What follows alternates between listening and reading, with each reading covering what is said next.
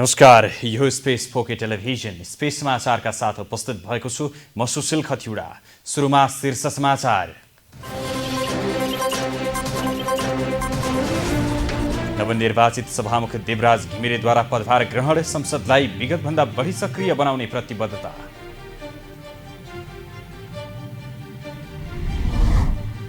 उपसभामुख पदमा सत्ता गठबन्धनबाट मगर र कंग्रेसबाट यादवको उम्मेदवारी दर्ता, भोलि निर्वाचन हुँदै। मुलुकमा कुनै पनि प्रकारको सैन्य गतिविधि हुन नदिने एमाले अध्यक्ष ओलीको भनाई, लाभ र सम्मानको आधारमा परराष्ट्र सम्बन्धलाई सुदृढ बनाउन चाहेको प्रश्नोक्ति। कानुन सम्बद्ध सञ्चालित क्रसर उद्योग गृह मन्त्रालयले बन्द गराएको भन्दै व्यवसायी आक्रोशित, मुलुकको पूर्वाधार विकासका कामहरू ठप्प। नयाँ तलबमान अस्वीकार गर्ने न्यायाधीश समाजको निर्णय, सरकारले मर्यादामा निर्मम प्रहार गरेको आरोप। शहीद स्मारक ए डिभिजन लेग फुटबलको खेल तालिका सार्वजनिक, पहिलो खेलमा एफसी कुमलटार र फ्रेन्ड्स क्लब प्रतिस्पर्धा गर्ने र अनिवार्य अवकाशमा जाने उमेरलाई बढाएको विरोधमा लाखौं फ्रान्सेलीद्वारा प्रदर्शन, सार्वजनिक सेवा ठप्प।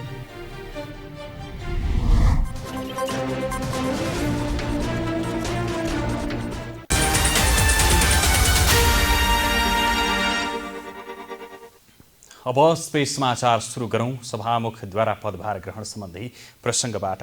नवनिर्वाचित सभामुख देवराज घिमिरेले पद तथा गोपनीयताको शपथ ग्रहणसँगै आजैबाट कार्यभार सम्हाल्नु भएको छ। शपथ ग्रहण लगत्तै उहाँ सिंहदरबार स्थित कार्यकक्षमा पुग्नु भएको थियो। सञ्चारकर्मीहरूसँग कुरा गर्दै उहाँले संसदलाई व्यवस्थित र मर्यादित बनाउन प्रयत्न गर्ने बताउनुभयो। उहाँले संसदलाई विगतको तुलनामा बढी सक्रिय बनाउने प्रतिबद्धता पनि व्यक्त गर्नु भएको छ। नेपाली जनताको प्रतिनिधि संस्था संघीय संसद भनेको सर्वोच्च विधायिका संस्था हो। यो संस्थाको प्रयोग हामीले अब नयाँ संविधान बनाएपछि एक अवधि गऱ्यौँ। त्यसलाई नेपालीपनको हिसाबबाट अझ बढी व्यवस्थित, अझ बढी क्रियाशील, अझ बढी मर्यादित बनाउनको लागि सबैको प्रयत्न हुनेछ। त्यसको नेतृत्व गर्ने मैले जिम्मेदारी पाएको छु र यसलाई प्रभावकारी ढङ्गबाट संघीय संसदलाई अगाडि बढाउने कुराहरू गर्नुपर्छ। सभामुख घिमिरेले नवनिर्वाचित सांसदहरूका लागि संसदीय प्रक्रिया र अभ्यास सम्बन्धी अभिमुखीकरण कार्यक्रम गर्ने पहिलो निर्णयमा हस्ताक्षर समेत गर्नुभएको छ। नेपाली कांग्रेसकी सांसद मुक्ता कुमारी यादवले उपसभामुख पदमा उम्मेदवारी दिनुभएको छ। यादवको प्रस्तावकमा कांग्रेस सांसद बद्री प्रसाद पाण्डे र समर्थकमा नेकपा एकीकृत समाजवादीका सांसद मेटमणि चौधरी, लोकतान्त्रिक समाजवादी पार्टीका सांसद सर्वेन्द्रनाथ शुक्ला र कांग्रेसका प्रमुख सचेतक रमेश लेखक रहनु भएको छ। कांग्रेसले नेकपा एकीकृत समाजवादी, लोकतान्त्रिक समाजवादी पार्टी र राष्ट्रिय जनमोर्चा सहित मोर्चा बनाएर उपसभामुखमा उम्मेदवारी दिएको हो। उपसभामुख के चुनाव के लागि अखन जो नॉमिनेशन भेलैया तै उपसभामुख के उम्मीदवार के लागि हम मुक्ता कुमारी यादव के जे हमर पार्टी नेपाली कांग्रेस जे हमरा जे है से उम्मीदवार बनेलखिन है, हम जे है से पार्टी के पदाधिकारी से लेके नेतृत्व सबके हम हार्दिक धन्यवाद देवे लागी चाहे छियै। हमर जे है से उपसभामुख के उम्मीदवारी है, हम जे है से काल्हि खाना वोटिंग होते, हम श्योर जे है से उपसभापति के लागि जे है से हम सक्षम छी। यस्तै सत्ता गठबन्धनबाट राष्ट्रिय स्वतन्त्र पार्टीकी इन्दिरा राणा मगरले उपसभामुखमा उम्मेदवारी दिनुभएको छ। म सडकमा कराइराख्ने, सडकमा आवाज उठाइराख्ने मान्छे, भुइँ मान्छे। आज मलाई यो जुन निर्णायक ठाउँमा चाहिँ मैले एउटा सबैको सहमतिबाट, सर्वसहमतिबाट, मेरो पार्टीबाट पनि र मेरा विभिन्न हाम्रा गठबन्धनका पार्टीहरूबाट जुन माया प्रेम पाएँ र यो स्थान पाएँ, मैले चाहिँ आम जनतालाई भलो हुने, देशलाई भलो हुने निर्णायक भूमिकाहरू मैले खेल्नेछु भन्ने मेरो आशा छ। सभामुख चुनावमा देखिएको गठबन्धनले उपसभामुखमा पनि सत्ता गठबन्धनको स्पष्ट बहुमत देखिएको छ। उपसभामुखको चुनावका लागि भोलि दिउँसो 1 बजे प्रतिनिधि सभाको बैठक बोलाइएको छ। नेपाली कांग्रेसले उपसभामुखमा आफ्नो उम्मेद्वार मुक्ता कुमारी यादवलाई मतदान गर्न पार्टीका सांसदलाई व्हिप जारी गरेको छ। माघ 7 गते दिउँसो 1 बजे बस्ने प्रतिनिधि सभा बैठकमा नेपालको संविधानको धारा 91 एवं प्रतिनिधि सभा नियमावली 2075 बमोजिम उपसभामुखको निर्वाचन सम्बन्धी प्रस्ताव प्रस्तुत हुने कार्यसूची छ। कांग्रेस प्रमुख सचेतक रमेश लेखकले उक्त बैठकमा कांग्रेसका सांसदलाई अनिवार्य उपस्थित हुन, तटस्थ नरहन र यादवलाई उपसभामुख पदमा निर्वाचित गरियोस् भन्ने प्रस्तावको पक्षमा मतदान गर्न आज व्हिप जारी गर्नुभएको हो। साथै उहाँले इन्दिरा राणालाई उपसभामुख पदमा निर्वाचित गरियोस् भन्ने प्रस्तावको विपक्षमा मतदान समेत गर्न व्हिप जारी गर्नुभएको छ। प्रधानमन्त्री पुष्पकमल दाहाल प्रचण्डले मृत्युपछि आफ्नो शरीरका सम्पूर्ण अङ्गहरू दान गर्ने घोषणा गर्नुभएको छ। शहीद धर्मभक्त राष्ट्रिय प्रत्यारोपण केन्द्रले 1000 वटा मृगौला प्रत्यारोपण सम्पन्न गरेको उपलक्ष्यमा शुक्रबार काठमाडौँको आयोजना गरिएको कार्यक्रममा प्रधानमन्त्री प्रचण्डले मृत्युपछि सम्पूर्ण शरीर दान गर्ने घोषणा गर्नुभएको हो। कार्यक्रममा उहाँले केन्द्रले विपन्न बिरामीको निःशुल्क डायलासिस गरेको र स्वदेशमै प्रत्यारोपण गरेर सजिलो बनाएको भन्दै प्रत्यारोपण केन्द्रको प्रशंसा पनि गर्नुभयो। आफू अघिल्लो पटक प्रधानमन्त्री हुँदा सल्लाघारीको 79 रोपनी जग्गा केन्द्रलाई दिने निर्णय गरेकोमा अझै कार्यान्वयन नभएको भन्दै मानवअङ्ग प्रत्यारोपण केन्द्रको विस्तार जरुरी रहेको बताउनुभयो। अहिले वार्षिक 300 जना नेपालीहरूले मृगौला प्रत्यारोपण गर्ने गरेको र त्यसमध्ये 200 वटा शहीद धर्मभक्त प्रत्यारोपण केन्द्रले गरेको जानकारी समेत कार्यक्रममा दिइएको थियो।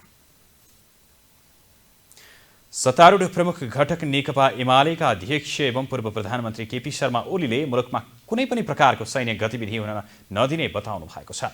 राष्ट्रको अहित हुने, मुलुकको सार्वभौमिकता, स्वाधीनता र स्वतन्त्रतामाथि नै अतिक्रमण हुने भएकाले कुनै पनि प्रकारको सैन्य गतिविधि मुलुकमा हुन दिन नहुने उहाँको भनाइ थियो।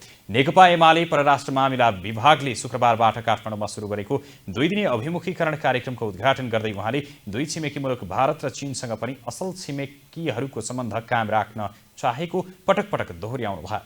अध्यक्ष ओलीले आफ्नो पार्टीले पारस्परिक लाभ र पारस्परिक सम्मानको आधारमा परराष्ट्र सम्बन्धलाई सुदृढ बनाउने चाहेको समेत स्पष्ट पार्नुभयो। दुईटा छिमेकीहरूसँग कार्ड खेल्ने होइन भनेर हामीले भनेका छौँ। एउटाको कार्ड अर्कातिर, अर्काको कार्ड अर्कातिर होइन। सन्तुलित, विश्वसनीय, भरपर्दो, बाहिर बाहिर एउटा, भित्रभित्र अर्को क्रियाकलाप, मुखले एउटा, व्यवहारमा अर्कै अभ्यास, त्यस प्रकारको होइन। भरपर्दो, विश्वसनीय, जे भनिन्छ त्यो गर्ने, एउटाको हित अर्काको अहित नगर्ने। अध्यक्ष ओलीले व्यापारलाई सन्तुलनतर्फ ल्याउनका लागि बाह्य लगानी भित्राउनु पर्ने भएकाले सोही अनुसारको परराष्ट्र नीति लिनुपर्ने सङ्केत समेत बताउनु भयो। रोजगारी प्रवर्धन गर्ने, उत्पादन वृद्धि गर्ने, उत्पादकत्व वृद्धि गर्ने जस्ता कुराहरूका लागि बाह्य लगानी बढाउन नेपालले ध्यान दिनुपर्ने उहाँको भनाइ थियो। अध्यक्ष ओलीले सीमा सुरक्षा समस्या लगायतका समस्याहरू समाधान हुने गरी परराष्ट्र नीति सञ्चालन गर्न लाग्नुपर्ने आवश्यकता समेत औल्याउनु भयो। कुनै पनि हिसाबले हाम्रो सार्वभौमसत्ता, हाम्रो स्वाधीनता, हाम्रो स्वतन्त्रता, यस कुरामा कुनै कम्प्रोमाइज गर्दैनौँ र हामी पारस्परिक लाभ र पारस्परिक सम्मानका आधारमा सम्बन्ध कायम गर्छौँ। सबैसँग मित्रता, कसैसँग पनि छैन शत्रुता को नीतिबाट अगाडि बढ्छौँ। अध्यक्ष ओलीले मुलुकमा विकासलाई तीव्रता दिएर अघि बढ्न सहज हुने गरी परराष्ट्र नीति अवलम्बन गर्नुपर्ने समेत बताउनुभयो। ऊर्जा, जलस्रोत तथा सिँचाइ मन्त्री राजेन्द्र लिङदेनले सार्वजनिक कार्यक्रममा लामो समय बस्ने छुट र समय आफूलाई नरहेको बताउनु भएको छ। भ्रिकुटी मण्डपमा सुरु भएको नेपाल इलेक्ट्रिक्स पावर लाइट्स अन्तर्राष्ट्रिय प्रदर्शनीको उद्घाटन गर्दै उहाँले नेपालमा राम्रा प्रविधिहरू भित्राउन आवश्यक रहेको बताउनु भयो। नेपालको व्यापार प्रवर्धन र नेपालको विद्युत नेपालमै प्रयोग गर्न मद्दत पुग्ने ढङ्गका क्रियाकलापहरूमा सहयोग पुग्ने आशा व्यक्त गर्नुभयो। उहाँले सरकारले लगानी मैत्री वातावरण बनाउने उल्लेख गर्दै अब उद्योग दर्ता सम्बन्धी कुनै पनि प्रक्रियाहरूका फाइल घुमिरहने लालफित्ता शाहीको अन्त्य हुने र रेड र्यापिजमको अन्त्य गर्दै एउटै टेबलबाट सबै काम सक्ने प्रक्रियाको थालनी गर्ने बताउनुभयो।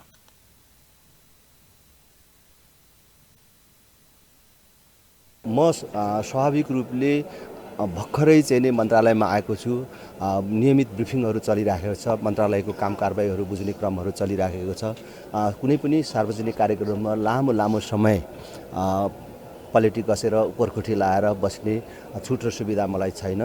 अत्यन्तै संक्षिप्त समय निकालेर स्मार्ट प्रोग्राम भएको हुनाले म यहाँ आएको छु र यो फेरि हाम्रो राष्ट्रको व्यापार वृद्धि प्रवृत्ति भित्याउने विषयसँग सम्बन्धित र यसले मद्दत गर्ने भएको हुनाले यसलाई हौसला प्रदान गर्नु पनि मेरो जिम्मेवारी र कर्तव्य ठानेर म उपस्थित भएको छु। लिङ्कदेनले नेपालको ऊर्जा नेपालमा नै खपत गर्ने कुरामा लाग्नुपर्नेमा जोड दिनुभयो। उहाँले विद्युतीय सामग्रीहरूको बढी प्रयोग गरेर विद्युत खपत बढाउनु पर्ने बताउनु भएको छ। विद्युतीय सामग्रीको प्रयोग बढाउन सरकारले वातावरण बनाउनु पर्ने र देशभित्रै उद्योग धन्दा बढीभन्दा बढी खोल्ने वातावरण सरकारले निर्माण गर्नुपर्ने समेत बताउनुभयो। स्पेस समाचारका बाँकी प्रसङ्गका साथ उपस्थित हुने नै छौँ। अहिले भने फेरि एकपटक शीर्ष समाचार।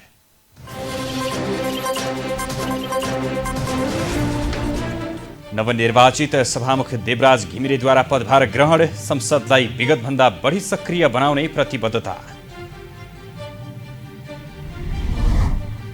उपसभामुख पदमा सत्ता गठबन्धनबाट मगर र कङ्ग्रेसबाट यादवको उम्मेदवारी दर्ता, भोलि निर्वाचन हुँदै।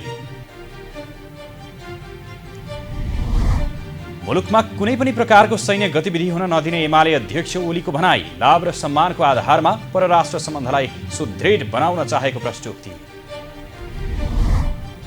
कानुन सम्मत सञ्चालित क्रसर उद्योग गृह मन्त्रालयले बन्द गराएको भन्दै व्यवसायी आक्रोशित, मुलुकको पूर्वाधार विकासका कामहरू ठप्प। नयाँ तलबमान अस्वीकार गर्ने न्यायाधीश समाजको निर्णय, सरकारले मर्यादामा निर्मम प्रहार गरेको आरोप। शहीद स्मारक ए डिभिजन लेग फुटबलको खेलतालिका सार्वजनिक, पहिलो खेलमा एफसी खुमलटार र फ्रेन्ड्स क्लब प्रतिस्पर्धा गर्ने। र अनिवार्य अवकाशमा जाने उमेरलाई बढाएको विरोधमा लाखौं फ्रान्सेलीद्वारा प्रदर्शन, सार्वजनिक सेवा ठप्प।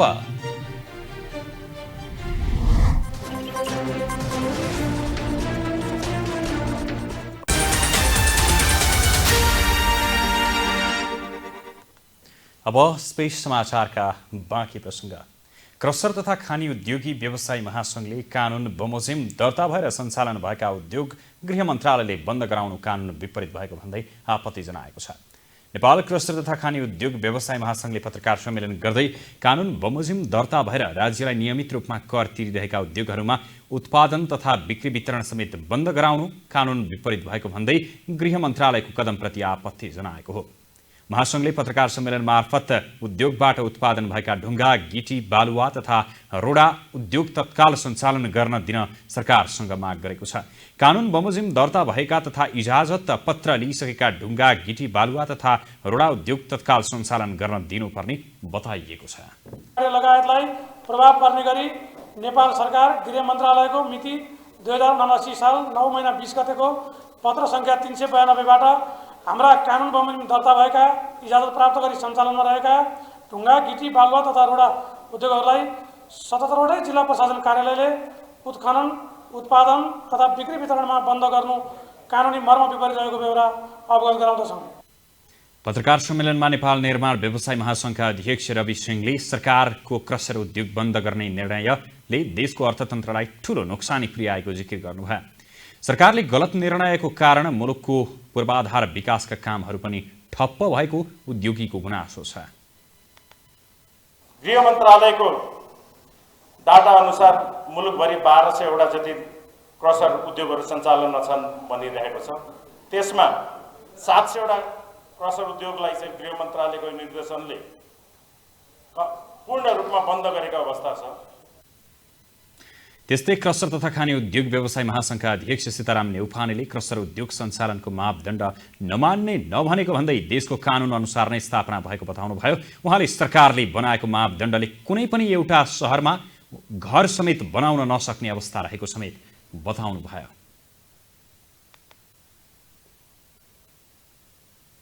तपाईँ हामी सबैजना नेपालको नागरिक हो र सबैले हामीले त्यसलाई अध्ययन गर्न गरेका छौँ र त्यसको आधारमा अहिले पनि तपाईँले हेर्नु भने कुनै एउटा सिटीमा अथवा कुनै एउटा गाउँमा तपाईँले त्यो मापदण्डको आधारमा एउटा घर पनि बनाउन सक्नुहुन्न, उद्योग राख्नु कुरो त परै जाओस्।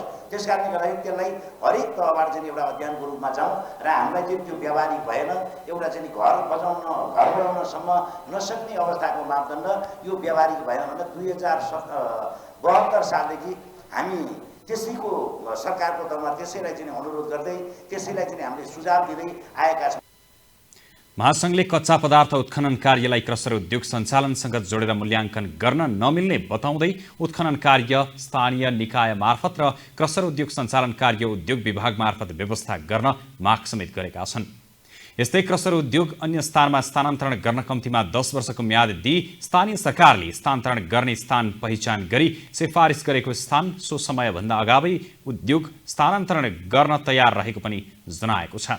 मन्त्रालयको मङ्सिर 20 गते परिपत्रबाट ढुङ्गा गिटी बालुवा तथा रोडा उद्योगहरूलाई 77 जिल्ला प्रशासनले उत्खनन उत्पादन तथा बिक्री वितरणमा रोक लगाएको थियो। स्वदेशमै रोजगारी सिर्जना गर्नुपर्ने आवाज उठिरहेका बेला श्रम रोजगार तथा सामाजिक सुरक्षा मन्त्री डुलप्रसाद अर्यालले वैदेशिक रोजगारीलाई तत्काल रोक्न असम्भव भएको बताउनु भएको छ।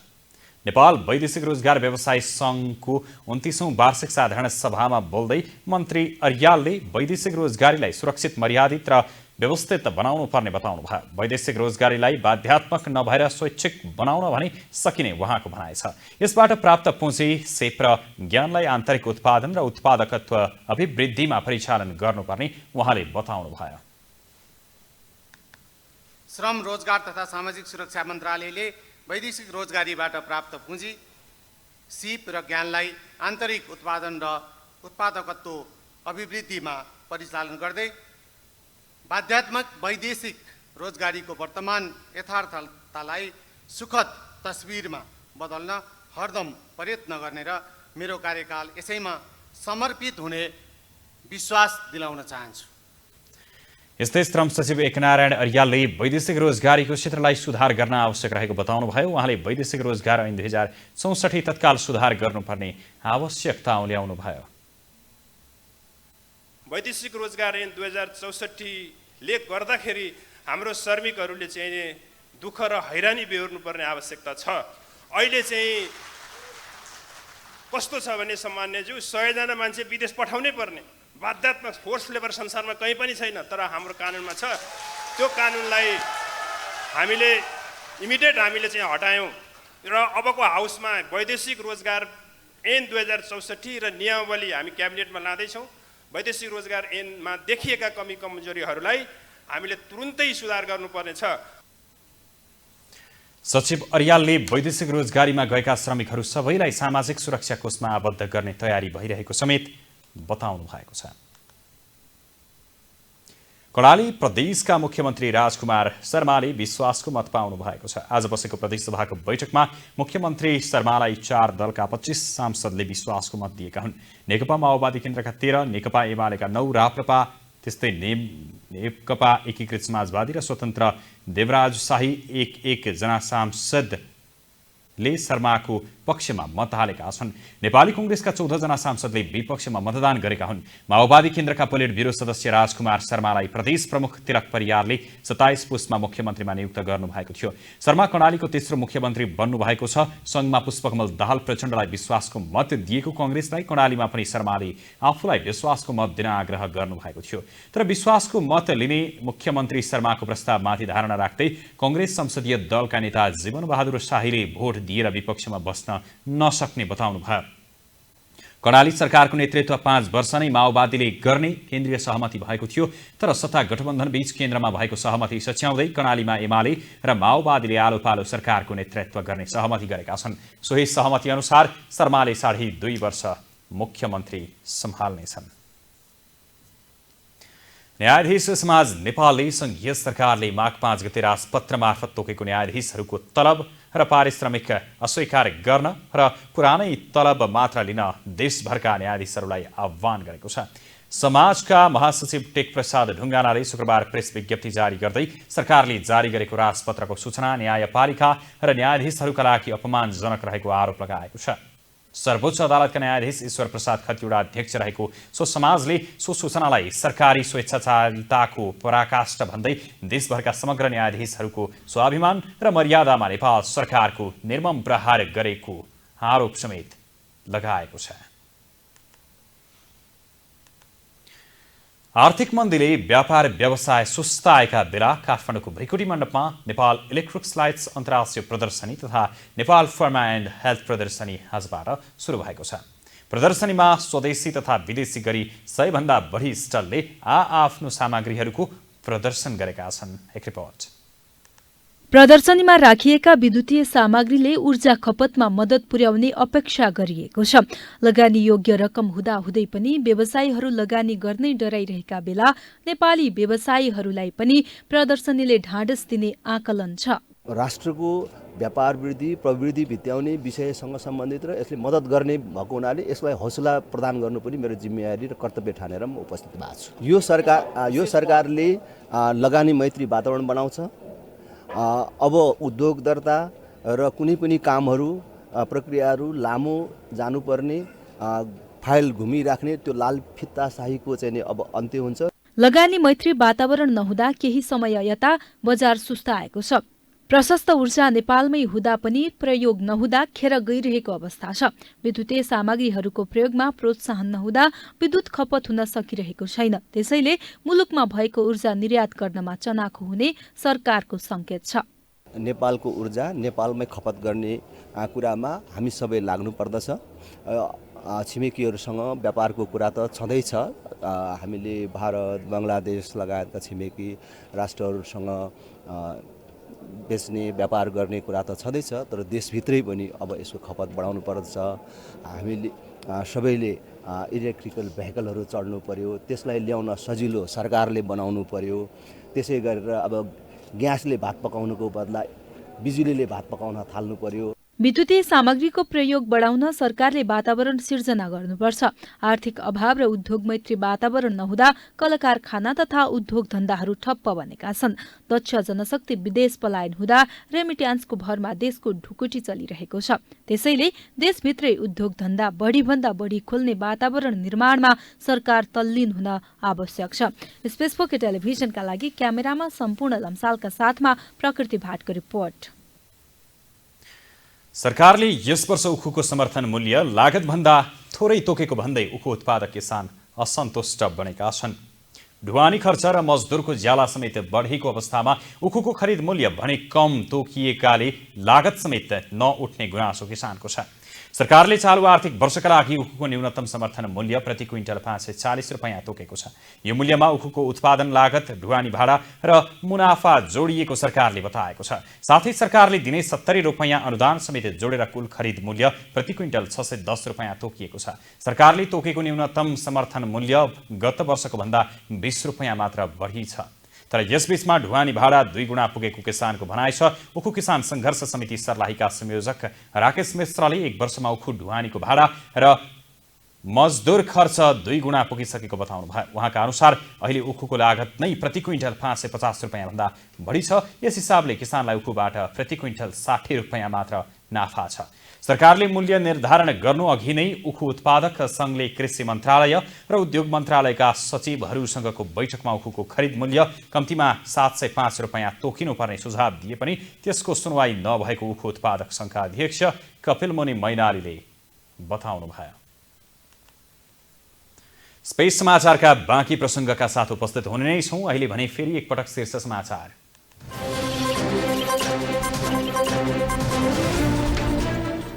नवनिर्वाचित सभामुख देवराज घिमिरेद्वारा पदभार ग्रहण, संसदलाई विगतभन्दा बढी सक्रिय बनाउने प्रतिबद्धता। उपसभामुख पदमा सत्ता गठबन्धनबाट मगर र कांग्रेसबाट यादवको उम्मेदवारी दर्ता, भोलि निर्वाचन हुँदै।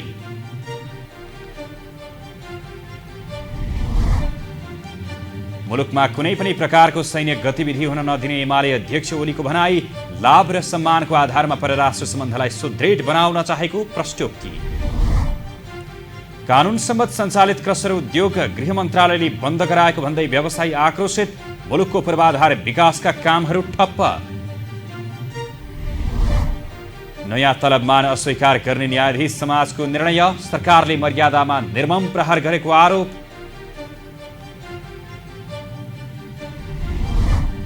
शहीद स्मारक ए डिभिजन लीग फुटबलको खेल तालिका सार्वजनिक। पहिलो खेलमा एफसी खुमलटार र फ्रेन्ड्स क्लब प्रतिस्पर्धा गर्ने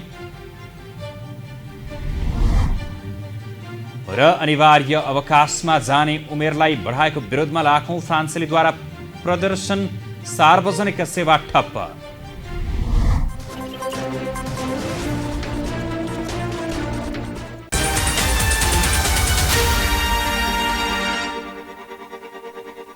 अब स्पेस समाचारका बाँकी प्रसंग।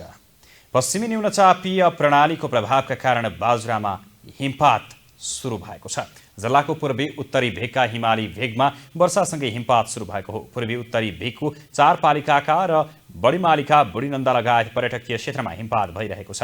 बिहिबारदेखि मौसम बदलीसँगै चिसो बढ्न थालेपछि जिल्लाको जनजीवन प्रभावित बन्दै गएको छ। मौसम बदलीका कारण जिल्लाको तापक्रम 2 डिग्री सेल्सियसमा झरेको छ। अब आर्थिक समाचार।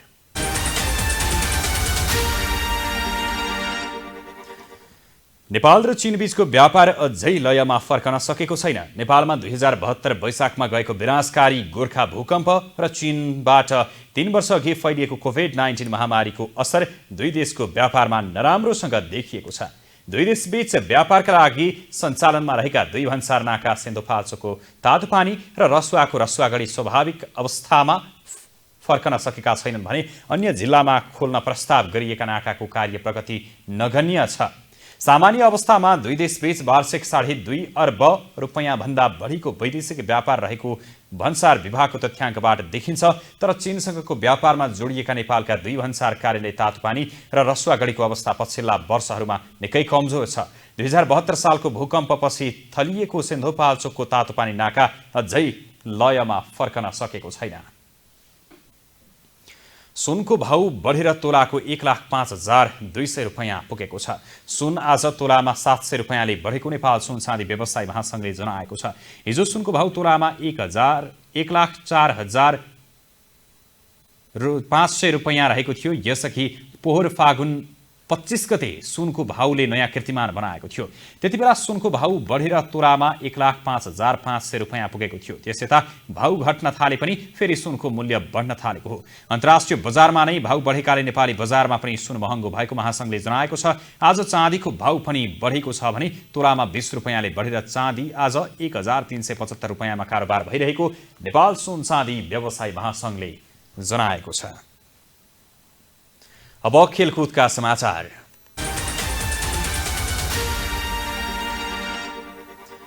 शहीद स्मारक ए डिभिजन लीग फुटबल प्रतियोगिताको खेल तालिका सार्वजनिक भएको छ। अखिल नेपाल फुटबल संघ एन्फाले शुक्रबार एन्फा कम्प्लेक्समा ए डिभिजन लीग अन्तर्गत 5औं चरणसम्मको खेल तालिका सार्वजनिक गरेको हो।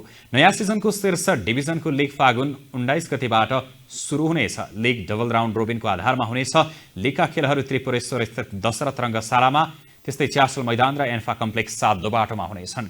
लीगको पहिलो खेलमा एफसी खुमलटार र फ्रेन्ड्स क्लब प्रतिस्पर्धा गर्दैछन्। रङ्गशालामा हुने उद्घाटन खेल साँझ 5:30 बजे सुरु हुनेछ। यसपटक church boys united football club र एफसी खुमलटारले शीर्ष डिभिजनको लीगमा डेब्यू गर्नेछन्। यसपटकको लीगमा कुल 182 खेल हुनेछन्। यसपटकको लीग विजेताले 75 लाख, दोस्रो टोलीले 50 लाख र तेस्रो हुने टोलीले 25 लाख रुपैयाँ प्राप्त गर्नेछन्। इटहरीमा जारी रहेको प्रधानमन्त्री कप महिला T20 क्रिकेट प्रतियोगितामा मध्य प्रदेशलाई पराजित गर्दै सुदूरपश्चिम प्रदेश फाइनलमा प्रवेश गरेको छ। कविता कुँवर र कप्तान बिन्दु रावलले 94 बलमा 128 रनको कीर्तिमानी ओपनिङ साझेदारी गरेपछि सुदूरपश्चिमले मधेसलाई 114 रनले हराएको हो। इटहरीको जनता क्रिकेट पार्क क्रिकेट मैदानमा सुदूरपश्चिमले दिएको 181 रनको लक्ष्य पछ्याएको मधेसले 20 ओभरमा 8 विकेट गुमाएर 66 रन बनाएको थियो। मधेसका लागि प्रतिमा शाह 19 रनमा आउट हुँदा सीमा कुँवरले 16 रन बनाइन्। अलिशा यादव 14 रनमा आउट हुँदा अन्य ब्याट्सम्यानले दोहोरो अङ्क बनाउन सकेनन्।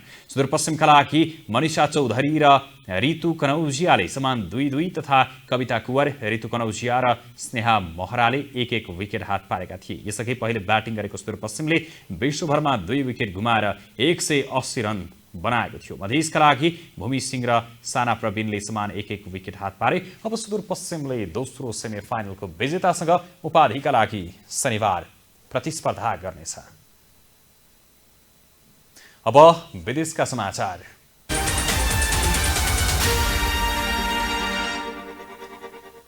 निवृत्ति भरणको प्रस्तावित नयाँ नियम र अनिवार्य अवकाशमा जाने उमेरलाई बढाएको विरोधमा देशभर व्यापक प्रदर्शन भएको छ।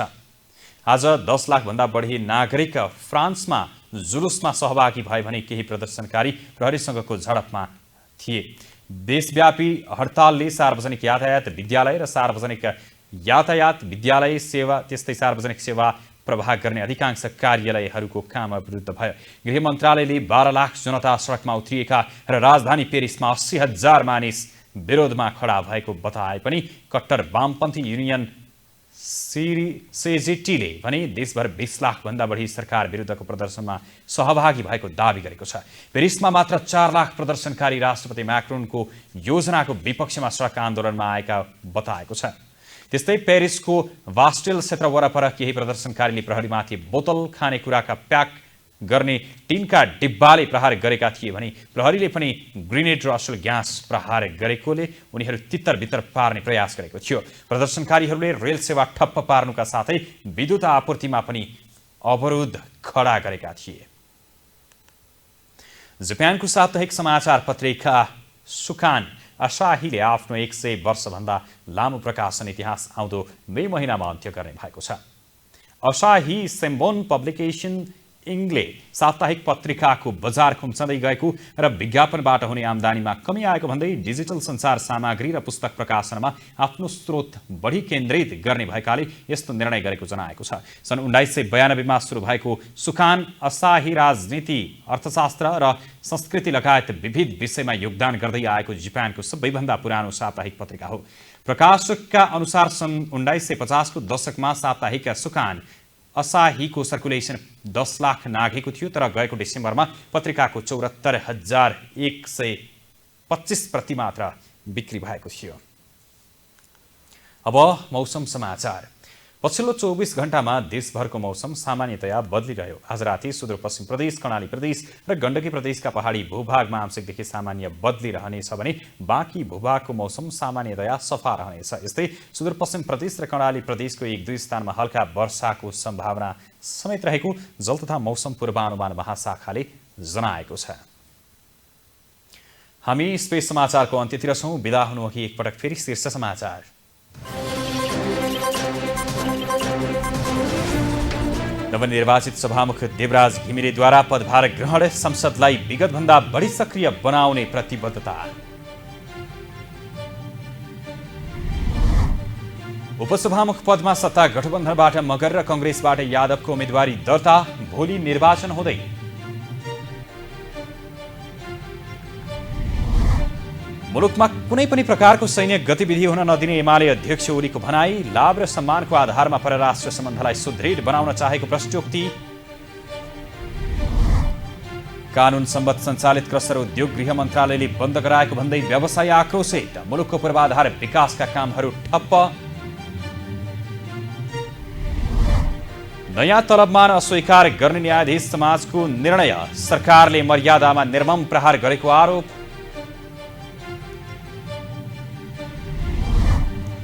शहीद स्मारक ए डिभिजन लीग फुटबलको खेल तालिका सार्वजनिक, पहिलो खेलमा एफसी कुमलटार र फ्रेन्ड्स क्लब प्रतिस्पर्धा गर्ने। र अनिवार्य अवकाशमा जाने उमेरलाई बढाएको विरोधमा लाखौं फ्रान्सेलीद्वारा प्रदर्शन, सार्वजनिक सेवा ठप्प।